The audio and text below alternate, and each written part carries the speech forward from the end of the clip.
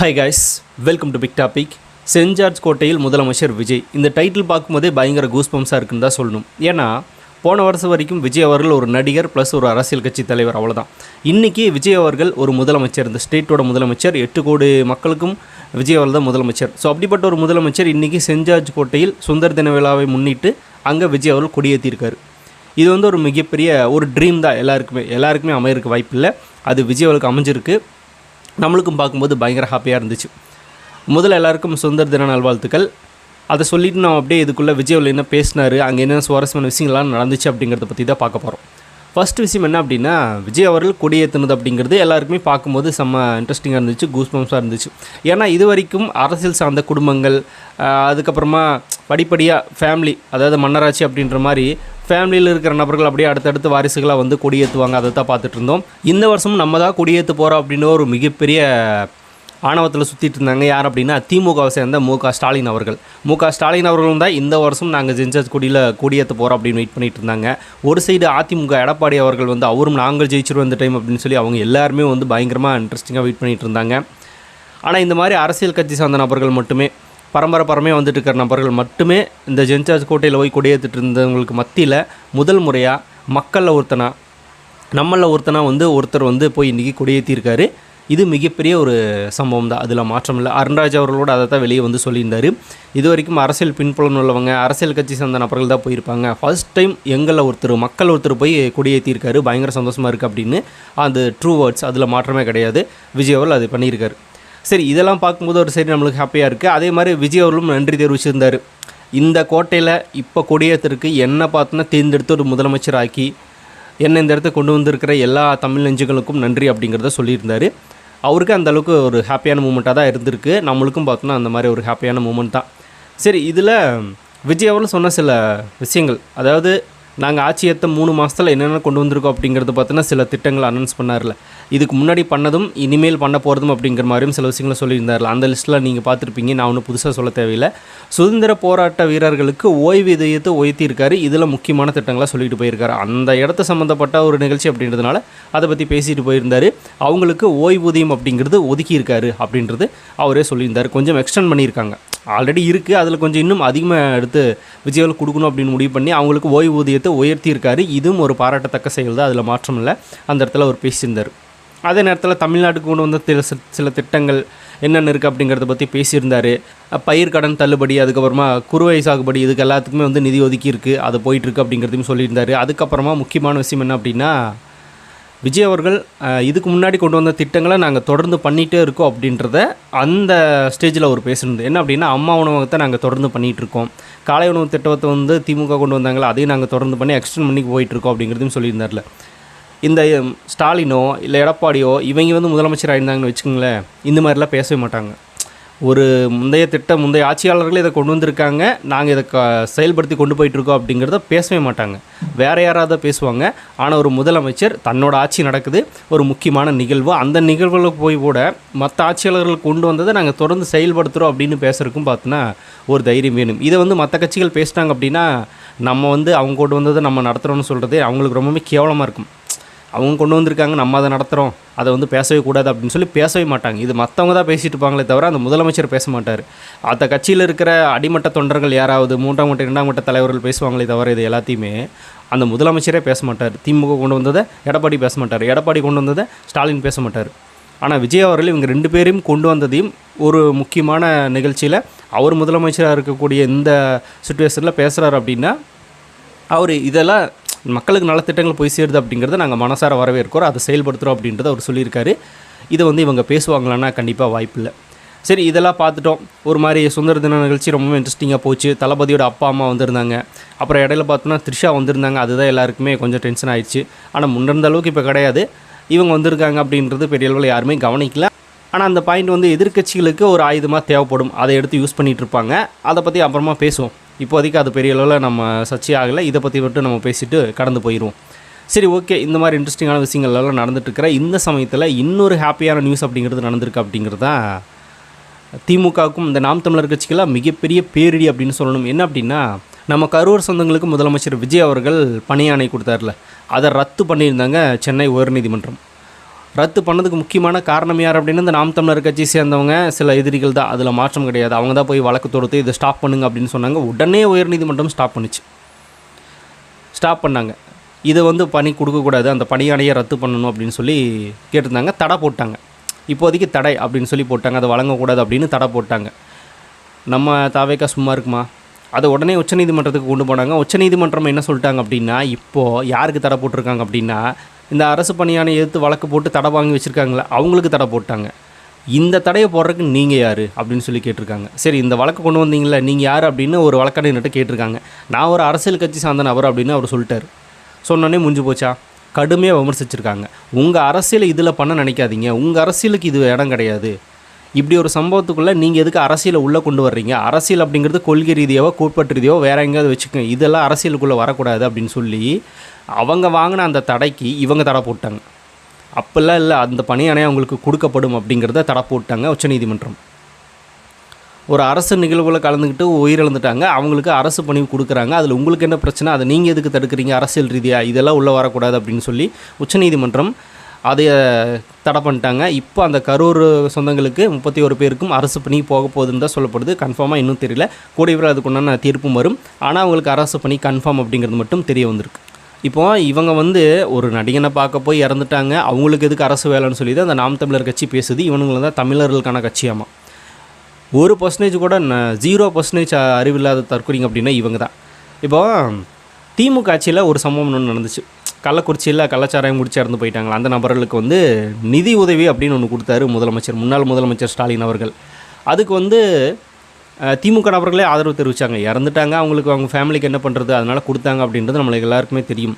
ஆனால் இதில் கவனிக்கப்பட வேண்டிய இன்னொரு விஷயம் என்ன அப்படின்னா, ஃபஸ்ட்டு சாராயம் கொடுக்குறதே தவறான ஒரு விஷயம் தான். ஆனால் அதை தனிப்பட்ட மனிதன் பண்ணுறான்னா பண்ணிட்டு போகிறாங்க, அதை நம்ம தடுக்க முடியாது. ஆனால் குடிக்கிறது தவறான ஒரு விஷயம், தெரிஞ்சு குடிக்கிறதும் தவறு. அது எல்லாத்தையும் தாண்டி கள்ளச்சாராயத்தெல்லாம் தமிழ்நாட்டில் பேன் பண்ணியிருக்காங்க, இப்படிலாம் குடிக்கக்கூடாது, இது சட்டப்படி தப்பு அப்படின்றதும் அவங்களுக்கும் தெரியும், அந்த குடிக்க போன நபர்களுக்கு தெரியும், அதுவும் தவறு. அதே நேரத்தில் கள்ளச்சாராயம் காய்ச்சறதும் தவிர அவங்க பக்கத்தில் நம்ம போகவே கூடாது அப்படின்றதும் தெரியும், அதுவும் பார்த்தோன்னா தெரிஞ்சு போயிருக்காங்க, அது இன்னொரு தவறு.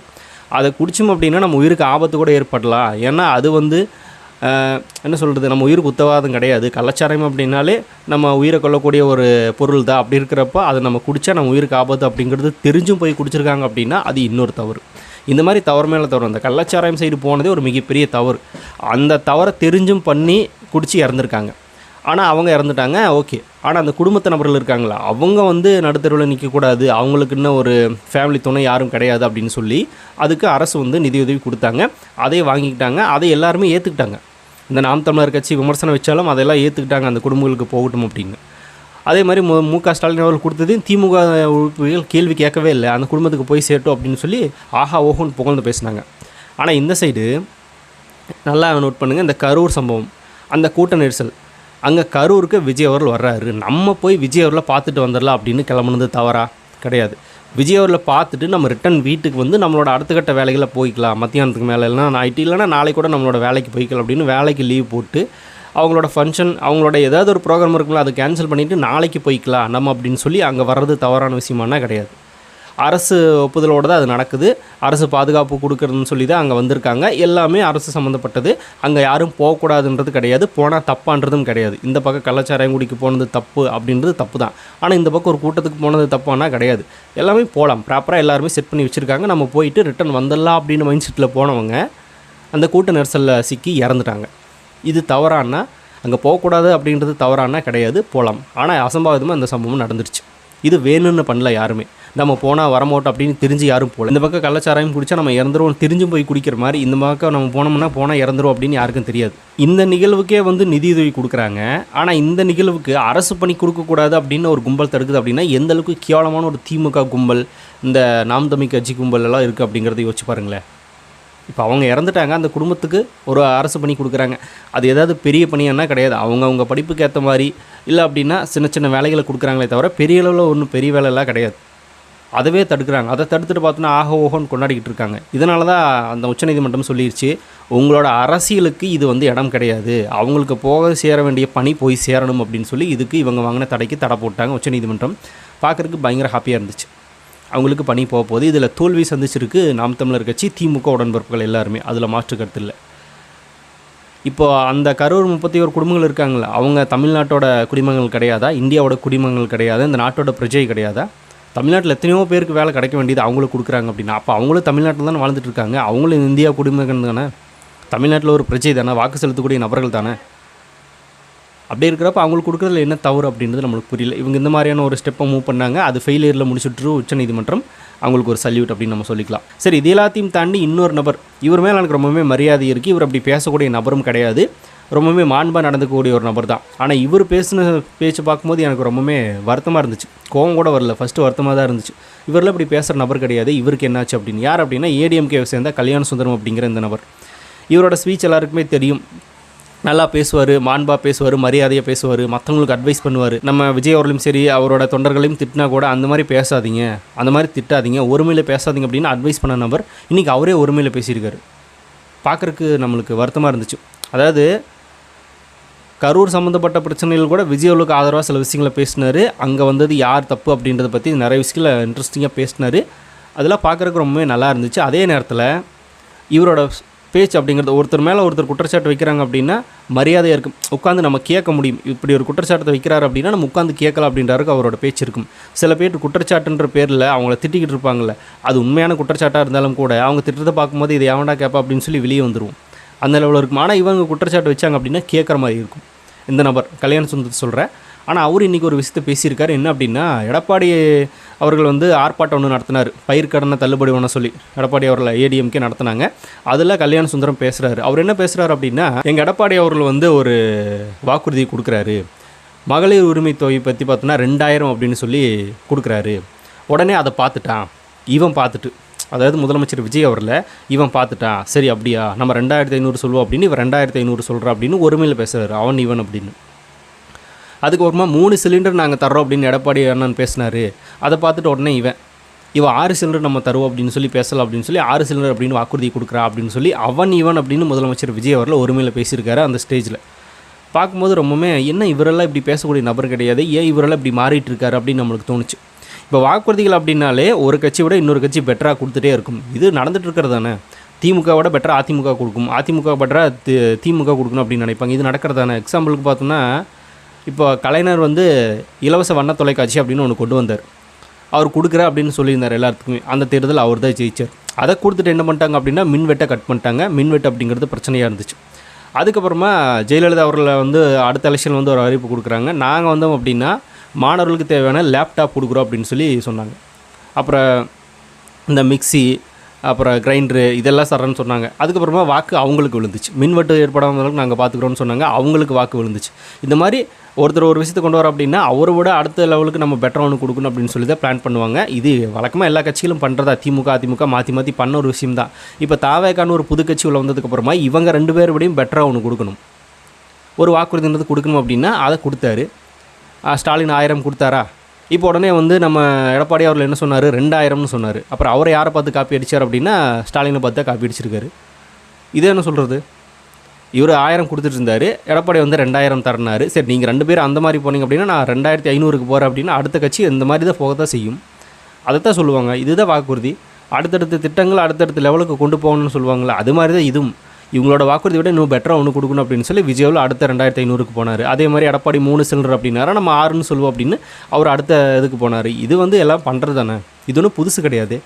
இது வந்து ஏன் குற்றச்சாட்டு வைக்கிறாரு இவர்? சரி, குற்றச்சாட்டு வச்சுட்டு போங்க, ஒன்றும் பிரச்சனை இல்லை. அது எதுக்கு அவன் இவன் அப்படின்னு சொல்லி ஒருமையில் பேசிக்கிட்டு இருக்கீங்க ஒரு முதலமைச்சரை? விஜய் அவர்கள் அரசியல் கட்சி தலைவராக இருக்கும்போதே மரியாதையாக தான் பேசினார். இப்போ நாட்டோட முதலமைச்சர் ஆகிட்டார். அப்படி இருக்கிறப்ப ஏன் மரியாதை இல்லாமல் ஒருமையில் அவன் இவன் வருதுன்றது தான் நம்மளுடைய கேள்வி.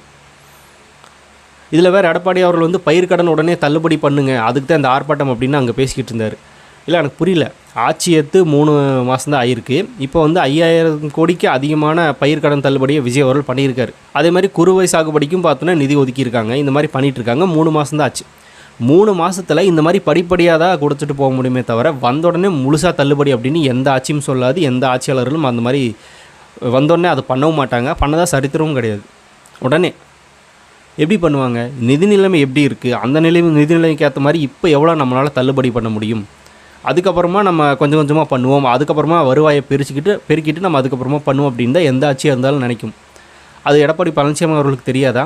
டெல்டா விவசாயி, நான் டெல்டாக்காரன்னு பேசிப்பார், நான் விவசாயினோட தோழன் அப்படின்னு பேசிப்பார்ல, அவருக்கு தெரியாதா? அவர் தெரியும் தானே. ஆட்சிக்கு வந்து 3 மாதத்தில் உடனே எல்லாம் அவ்வளோ கோடி தள்ளுபடி பண்ண முடியாது அப்படின்னு 5000 கோடிக்கும் அதிகமாக வந்து இப்போ பயிர்க்கடன் தள்ளுபடி பண்ணியிருக்கு தாவேக அரசு. வந்த 2வது வாரத்திலே அதை பண்ணாங்க, முதல் கட்ட நடவடிக்கை அப்படின்னு சொல்லி ஒரு குறிப்பிட்ட அமௌண்ட்டை வந்து அவங்களுக்கு தள்ளுபடி பண்ணாங்க. அதுக்கப்புறமா அடுத்தடுத்து ஸ்டெப் பை ஸ்டெப்பாக போயிட்டே தான் இருக்குது. இப்போ வரைக்கும் 5000 கோடிக்கு அதிகமாக பண்ணியிருக்காங்க. குறுவை சாகுபடியிலையும் பார்த்தோன்னா ஒரு நிதின்றதை ஒதுக்கியிருக்காங்க. வந்த உடனே இது யாரும் அவ்வளோ சீக்கிரமாக முழுமையாக தள்ளுபடி பண்ண முடியாது அப்படிங்கிறதும் எடப்பாடிகளுக்கும் தெரியும், மு க ஸ்டாலின் அவர்களுக்கும் தெரியும், முன்னாள் முதலமைச்சர்கள் தானே, தெரியும். ஆனால் தெரிஞ்சும் பேசுவாங்க அப்படின்னா தாவேக மேலே வெற்றிக்கூடிய குற்றச்சாட்டு. இவங்க என்ன நினச்சிட்டாங்க அப்படின்னா, விஜய் அவர்கள் வந்து ஒரு அறிவிப்பு ஒன்று கொடுக்குறாரு, வாக்குறுதி. நான் வந்தோடனே பயிர்க்கடன் முழுவதும் தள்ளுபடி அப்படின்னு அவர் சொல்கிறார். இப்போ ஆட்சிக்கு வந்துட்டார். வந்ததுக்கப்புறமா கொஞ்சம் கொஞ்சமாக தள்ளுபடி பண்ணிகிட்டு இருக்காரு. ஆனால் அவர் சொன்னது என்ன, முழுமையான பயிர்க்கடன் தள்ளுபடி அப்படின்னு. ஆனால் அதை வந்து விஜய் பண்ணல அப்படின்னு இந்த நேரத்தில் நம்ம மக்கள்கிட்ட கொண்டு போய் சேர்த்தோம் அப்படின்னா அவங்க நம்பிடுவாங்க அப்படின்னு இவங்க ஒரு மனநிலைமையில் இருக்காங்க போல். அதாவது விஜய் அவர்கள் அரசியலுக்கு வந்ததுக்கப்புறமா மக்கள் நிறைய பேர் அரசியலை ஒத்து கவனிச்சுட்டு தான் இருக்காங்க. அவங்களுக்கு தெரியுது இவங்க வைக்கிற குற்றச்சாட்டு எல்லாமே போய் குற்றச்சாட்டு தான் அப்படின்னு. ஏன்னா எந்த ஆட்சியுமே வந்த உடனே ஒரு பயிர்க்கடன் தள்ளுபடி அவ்வளோ கூடிய உடனே தள்ளுபடி பண்ண மாட்டாங்க. அதுவும் நிதி நிலைமை ரொம்பவே கம்மியாக இருக்குது அப்படிங்கிறத பதவி ஏற்றுக்கும் போதே விஜய் அவர்கள் சொல்லிட்டாரு. அப்படி இருக்கிறப்ப இந்த மாதிரி பண்ணுறதே ஒரு பெரிய விஷயம் தான். ஆனால் முழுமையான தள்ளுபடி நோக்கி நிலைமை நகர்த்தி கொண்டு போகிறாங்களே தவிர ஆனால் முழுசாக பண்ண முடியல, கொஞ்சம் கொஞ்சமாக பண்ணுறாங்க அப்படிங்கிறது அந்த மக்களுக்கே தெரியும். இவங்க வைக்கிற குற்றச்சாட்டு பார்க்கும்போது மக்களுக்கே சிரிப்பு தான் வரும். 3 மாதத்தில் ஒரு ஆர்ப்பாட்டத்தை முன்னெடுத்து பண்ணுறாரு எடப்பாடி அவர்கள்.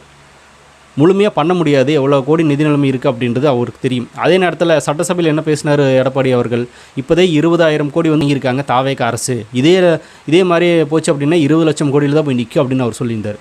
இப்போது நிதி நிலைமை 20,000 கோடி கடன் இப்போவே தாவேக வாங்கிருச்சு அப்படின்னு இவர் தான் பேசினார். அதே நேரத்தில் இந்த பக்கம் பயிர் கடனை தள்ளுபடி பண்ணுங்க அப்படின்னு இவர் தான் பேசினார். கடன் வாங்காதீங்கன்னு சொன்னார், இந்த பக்கம் பயிர் கடனை தள்ளுபடி பண்ணுங்க அப்படின்னு சொல்கிறாரு. அப்போ கடன் வாங்கி தானே அந்த தள்ளுபடின்றதை பண்ணியாகணும், வேறு வழி இல்லை. அப்போ வாங்கக்கூடாதுன்னு சொல்கிறாரு, அதே நேரத்தில் தள்ளுபடியும் பண்ணும் அப்படின்றாரு. அப்போ நிதிக்கு எங்கே போகிறது?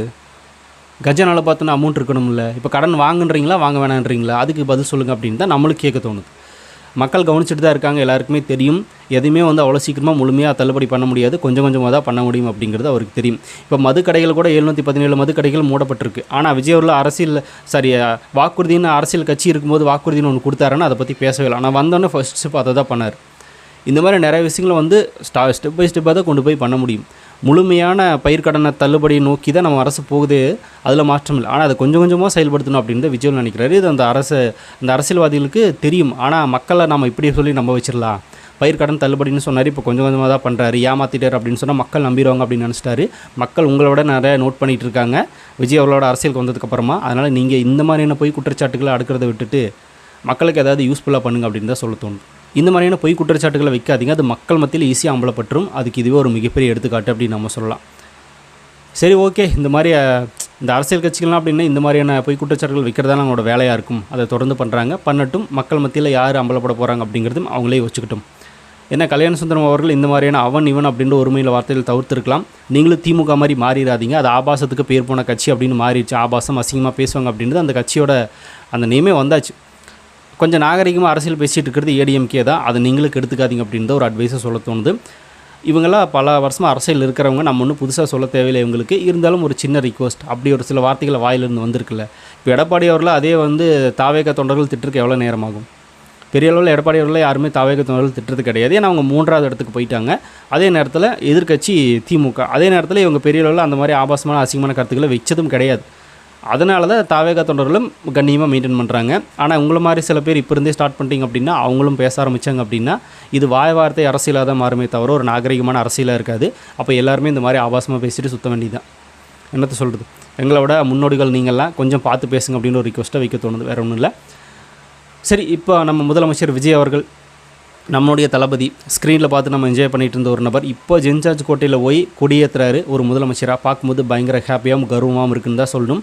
ஏன்னா அவரை நோக்கி எந்த அளவுக்கு ஆபாசமான அசிங்கமான கற்களை வீசினாங்க அப்படிங்கிறது தெரியும். அந்த கற்களில் ஏறி இப்போ அந்த ஜென்சார்ஜ் கோட்டையில் விஜய் அவர்கள் கொடியேற்றிருக்காரு. இது அவருடைய ஒரு என்ன சொல்கிறது, அது ஒரு மிகப்பெரிய சாதனை தான், அவர் அப்படி தான் சொல்ல முடியும். இதையும் தாண்டி இந்த வேறு வார்த்தைகள் எனக்கு தெரியல. அந்தளவில் விஜய் அவர்களோட மக்கள் என்ன சொல்கிறது, மக்கள் அவர் கூட நிற்கிறாங்க. மக்கள் பவர் அவர்கிட்ட இருக்குது, அது அவரால் முடியும் அப்படின்னு நினச்சார். இப்போ அந்த இடத்துல அவர் இருக்கார். ஆனால் அவர் நோக்கி வீசின கற்கள் எல்லாமே இப்போ திமுக, அதிமுக, நாம் தமிழர் சுற்றி இருக்கிற கட்சிகள் மேலே விழுந்து அவங்க கீழே கிடக்கிறாங்க. விஜய் அவர்கள் மேலே வந்துட்டார் அந்த கற்கள் மேலே ஏறி. அதுக்கு விஜய் நன்றி தெரிவிச்சிருந்தாரு. நம்மளுக்கும் பார்க்குறதுக்கு நம்மளே போன மாதிரி ஒரு ஃபீல். ஏன்னா முதல் முறையாக மக்கள் ஒருத்தர் போய் அந்த கோட்டையில் கொடியேற்றுறாரு அப்படிங்கிறது நம்மளே போய் ஏற்றுற மாதிரி ஒரு ஃபீல். அதை பார்க்குறதுக்கு ரொம்பவே கூஸ் பம்ப்ஸாக தான் இருந்துச்சு. அதில் மாற்றம் இல்லை. இப்போ எடப்பாடி நம்ம ஸ்டாலின் அவர்களாக வீட்டில் உட்காந்து பார்த்துட்டு இருந்திருப்பாங்க செய்திகளில். ஒன்று நம்ம ஸ்டாலின் அவர்கள் கொடியேற்றிட்டு இருப்பார், எடப்பாடி உட்காந்து பார்த்துட்டு இருந்திருப்பார். இல்லை அப்படின்னா எடப்பாடி ஏற்றிட்டு இருந்திருப்பார், நம்ம ஸ்டாலின் உட்காந்து பார்த்துட்டு இருந்திருப்பார் டிவியில். இப்போ 2 பேரும் டிவியில் உட்காந்து ஒருத்தரை பார்த்துக்கிட்டு இருக்காங்க கொடியேற்றுறத விஜய் அவர்கள். இதுதான் ஒரு மிகப்பெரிய வெற்றி. அந்த வெற்றிக்கு சொந்தக்காரர் தான் நம்ம விஜய் அவர்கள். அதில் மாற்றம் இல்லை.